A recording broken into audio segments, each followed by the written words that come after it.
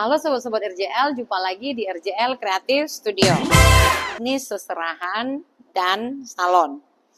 Sedangkan yang keempat, bisnis sewa tenda, kursi, dan alat-alat pesta. Kalau kita bicara mengenai bisnis seserahan, ini bagi yang punya jiwa seni tinggi. Begitu juga salon, karena kita berhubungan dengan ide.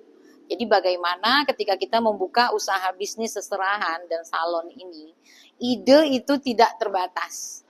Bagaimana kita membangun ide kreatif kita.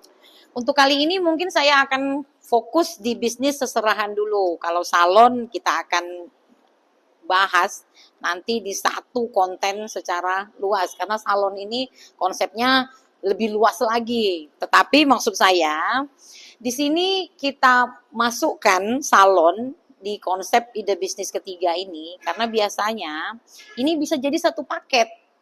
Bisnis seserahan ini bisa masuk ke dalam bisnis salon dan bisnis salon sendiri bisa jadi partnership di bisnis seserahan. Bisnis mengemas dan sewa perlengkapan hantaran dan seserahan kini semakin populer.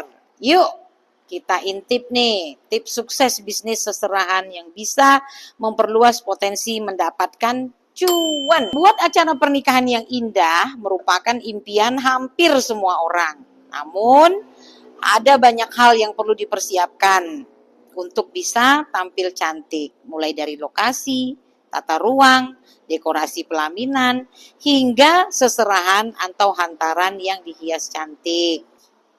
Uniknya, bisnis hantaran seserahan ini modalnya tidak perlu besar, modal kecil, untung besar. Karena bahan-bahan yang diperlukan ini bersifat tidak terlalu mahal. Misalnya, untuk membuat box-box kita perlu bahan triplek, kayu-kayu kecil sederhana, paku-paku juga tidak akan mahal, kemudian plastik mika, cat, bisa cat semprot, bisa cat kuas, atau pita-pita. Nah, jadi bagaimana kita mengemas kotak-kotak untuk seserahan ini semenarik mungkin. Misalnya kita letakkan kain flanel berwarna-warni, kemudian kita bentuk bunga-bunga dari pita, baut dari kain flanel. Makanya biasanya memang ini membutuhkan ide, kreativitas, jiwa seni yang tinggi. Untuk bisnis seserahan ini, kita harus menyiapkan beberapa model kotak. Karena biasanya seserahan ini banyak macamnya. Misalnya, ada tas di situ, sepatu, makeup, skincare, mukena, serta peralatan mandi, handuk, spray. Jadi betul-betul kemasan atau kotak dari hantaran seserahan itu kita harus buat semenarik mungkin sehingga produk seserahan kita ini bisa menarik. Untuk bisnis seserahan ini ada tantangan nih, di mana kamu harus memahami konsep-konsep berbagai tradisi calon konsumenmu. Misalnya, konsumenmu orang Jawa, tidak bisa kamu paksakan untuk menggunakan tradisi Kalimantan. Atau misalnya konsumenmu orang Jakarta, maka kamu juga harus selalu nih rajin-rajin mengupdate informasi atau menggali informasi atau mengumpulkan informasi dari tradisi-tradisi yang ada di berbagai daerah di Indonesia. Juga harus menyesuaikan harga produk dan target konsumen. Jadi ketika ada calon konsumen yang menghampirimu atau mendatangi bisnis seserahanmu, kamu harus bisa menyajikan beberapa pilihan paket. Misalnya ada paket hemat, ada paket deluxe, ada paket promo, ada paket premium. Nah, kamu harus punya nih portofolionya. Nah, ide yang kreatif, kemudian kemampuan mengelola bahan baku, ini merupakan hal yang penting ketika kamu berbisnis seserahan. Jadi, bagaimana kamu menekan modalmu seminim mungkin, dalam arti nih misalnya, kita beli pita satu gulung. Kemudian kita harus bisa menghitung nih berapa bunga mawar yang akan kita buat dari segulung pita ini. Nah, kemudian kita tinggal sajikan biasanya itu pasti akan ada pita-pita yang menjadi sisa. Nah, bagaimana nih supaya bisa menekan modal seminim mungkin, kamu bisa memanfaatkan pita-pita yang menjadi sisa-sisa tadi. Nah, sehingga bisa menjadi satu produk lagi yang cantik, tetapi tidak perlu membeli pita baru, tapi dengan memanfaatkan sisa-sisa pita yang ada.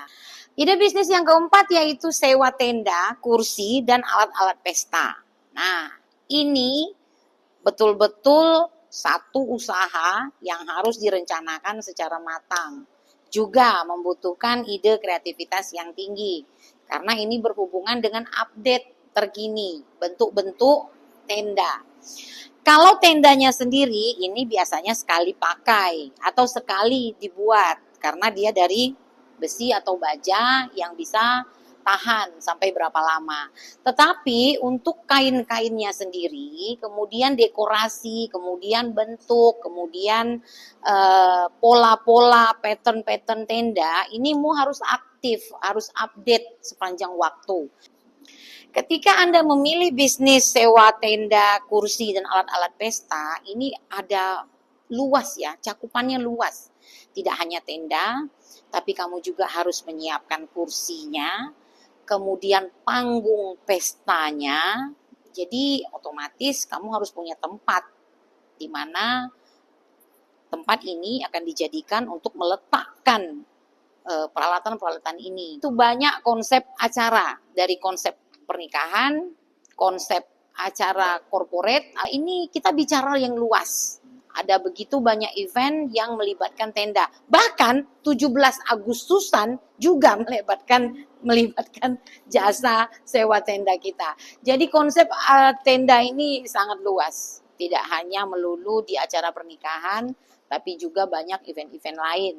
Bahkan di acara-acara besar nasional, misalnya acara Sumpah Pemuda yang ada tenda ya, biasanya untuk para pejabat itu pasti ada tendanya.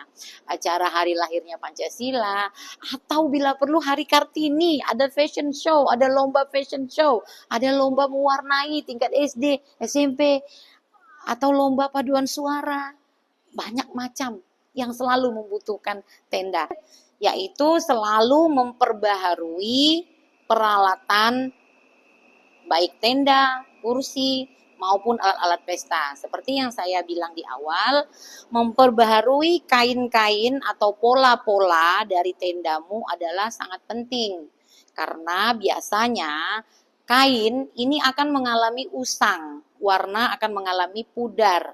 Maka dari itu, tingkat kecerahan warna atau pola-pola terkini yang kita pakai ini sangat penting dalam bisnis usaha sewa tenda ini. Jangan sampai kain kita sudah pudar, kita masih pasangkan di tenda. Sementara di foto kita, di portofolio kita, kainnya terang benderang. Ketika tenda kita pasangkan, kainnya pudar. Wah, kalau begini kacau nih. Ya, maka dari itu update selalu atau perbaharui barang-barangmu.